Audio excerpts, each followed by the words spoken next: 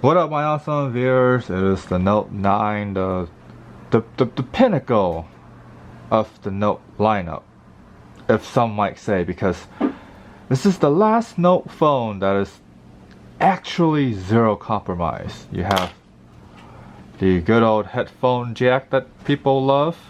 You have micro SD that people love. You don't have a notch. It is what it is. No notch. You have a full 6.4 inch screen, which back then is pretty big. Now is relatively small, I'm guessing. 6.4 probably not that much. I mean, a 6.1 inch screen is now like considered small. So 6.4 is relatively okay. A very clicky S Pen with Bluetooth, and I think this is actually also the pinnacle stylus too, huh? Because every other ones after this is just meh. I guess it's okay, but it's not like this one where it actually has Bluetooth functionality and then it can take pictures like a shutter button thing. That's actually pretty freaking cool. And then every other ones after this is pretty much kind of similar. There's not any sort of like revolutionary styling compared to what this one is, and that's okay. I think this phone is now stuck at 10, so that's pretty much it is what it is.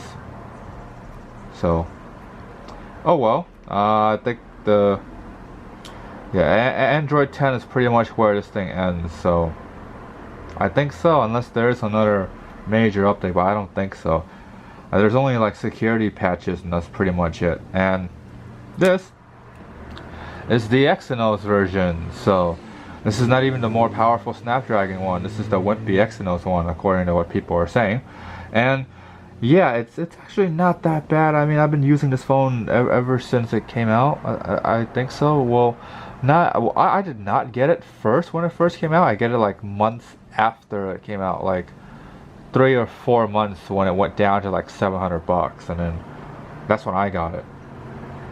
But back then, nah, I didn't know any better. I did not know there's an Exynos and Snapdragon version, and then I ended up just getting this one because it was cheaper. I mean, I think back then, even if you do wait a couple months, like the Snapdragon is still like $800 to $900 at least. Because when this one first released, it was the first ever $1,000 smartphone, and that pretty much breaks walls, shatters earths, any other way how you want to call it as. And then yeah, now $1,000 is kind of considered mid tier, huh? Like, damn, this is the time we live in, huh? Yeah, so now like $1,000 for a smartphone is considered pretty mid tier. You gotta spend like $1,500. That's now the top end, the flagship territory, $1,500. This is still pretty fun. This is actually the most that I have ever used the S Pen to do this video for you guys. And just in terms of how the phone lives up and how things are, just kind of like little updates here and there, I'm pretty sure the most important thing that people want to know is battery life. How are battery life doing? And I can tell you it's doing pretty decent. I'm at 5.5 hours screen on time. I have 39% left, but today is a work day, so that means I did not use the phone as I would originally use it as a video game console.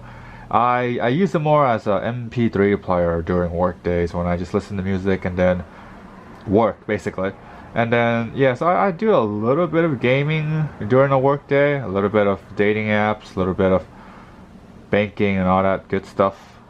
Very, very, very little Instagram, 0.01, but still use a little bit of Instagram. And then that's pretty much it. Like the bulk of it, 25% is to Samsung Music.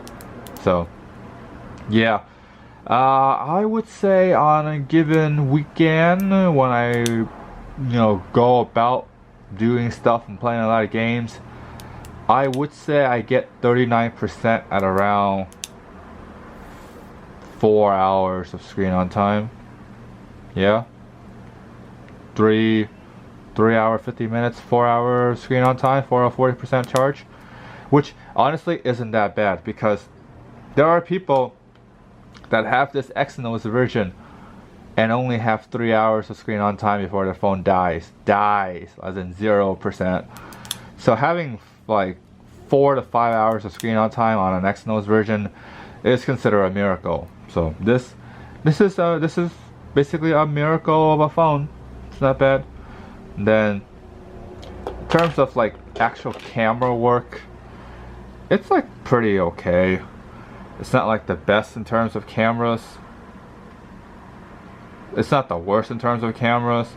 I don't take too many photos. I'm actually a video kind of person, so having this thing to be able to do a 60 FPS is good.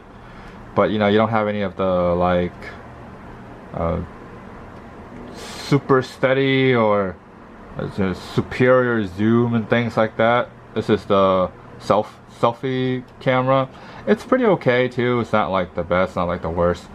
So yeah, there's also that. But yeah, that's pretty much it. The screen looks good. The screen looks very good, to be honest.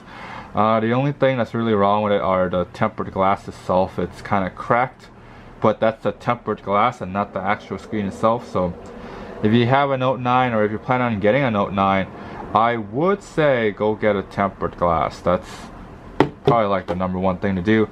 But then again, these phones don't really cost that much now. These, I think they're like $200 now. They're probably like the 300 bucks tops now. Like 300 is like the high end. Is, I think brand new maybe or something like that. Yeah, but like 200 bucks used. This is the 128 gig model, not the 512, not the Beast 512 one. This is the 128 gig one, and yeah, overall the phone held up well. I would say it's been good. It's been reliable. It's been working. There's no critical error or anything like that. But then again, like, I only use it to play video games and listen to music. So watch YouTube from time to time. But you know, I don't really like the YouTube on a phone. The screen is too small. Like this is just not that good of a viewing pleasure, you might say. So yeah, the screen is too small for YouTube, but it's nice once in a while when you're, you know, stuck waiting in line or something. Yeah, you can go ahead and watch a couple videos, but not anything where like I still don't understand how people can actually like watch entire movies on the screen. They watch a whole entire movie on a screen like this, and I was like, damn, that's too small. But anyways, it's still a pretty decent screen if you don't like watch videos or stuff on it. If you play games, it's actually not that bad, especially if you pair it up with something like this. Like, yeah, this is pretty much transform your phone to a PSP, and that's pretty freaking beast. So that's actually nice. But besides that, overall, it's been good. It's still pretty fast. It's still pretty zippy through apps. So I don't see it having any issues going through apps. So yeah, 660 hertz. So not the beastie 120 hertz or 90 hertz or any other high hertz. 60 hertz. It's good. It's good enough. But you know, if I'm pretty sure if those of you that are like using 90 hertz or 120 hertz screens, you can't go back to this. This is gonna feel like really slow for you guys. So that's also it too. But hey, if you never used a 90 hertz screen before, you know, and you want to get something like this, it's really not that bad. It's really not that bad of a phone overall. I would say probably go get the Snapdragon version, because I heard those are better. Personally, I don't know if they really are better. I mean, I used a Note 20 Ultra for like a week, and yeah, it's faster.